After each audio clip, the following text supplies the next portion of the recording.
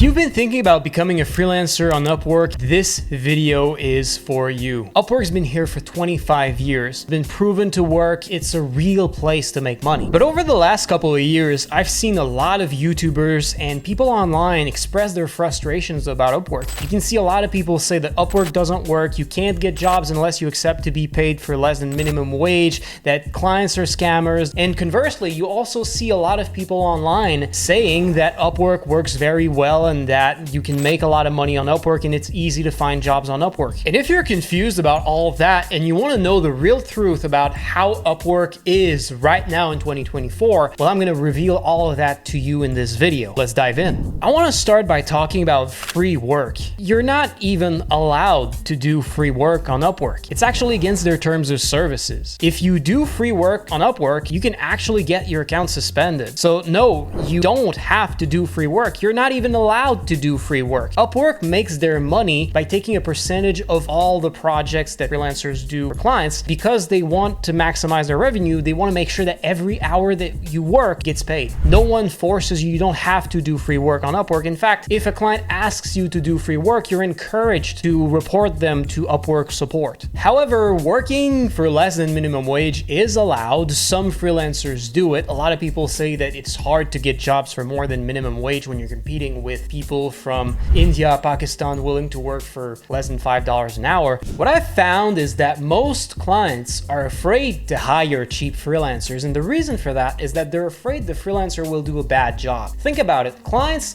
often send you their passwords. They have you work also on big projects that if you do a bad job, it can have severe repercussions for them. If they have you build a website, what if the website has security issues? Clients are often afraid to not pay a lot of money. Let me share with you something even more fucked up about price. There's been a bunch of psychologists who made a study where they studied people and they had them taste different bottles of wine. And what happens is they put the participants into two different groups. The first group, they had them taste the wines, but before they let them taste the wines, they would tell them how much the prices cost. There were some expensive wines, some cheaper wines. And what happens is that the participants ended up liking the more expensive wines more, and they liked the cheaper wines a lot less. And then they got the second group to taste the wines, but they didn't tell them how much the wines cost. Here's the interesting thing, is that this group, they ended up not liking the more expensive wines more, not disliking the cheaper wines. They didn't really see a big difference between how good the wines taste. And what this tells us is something very, very interesting, is that your expectations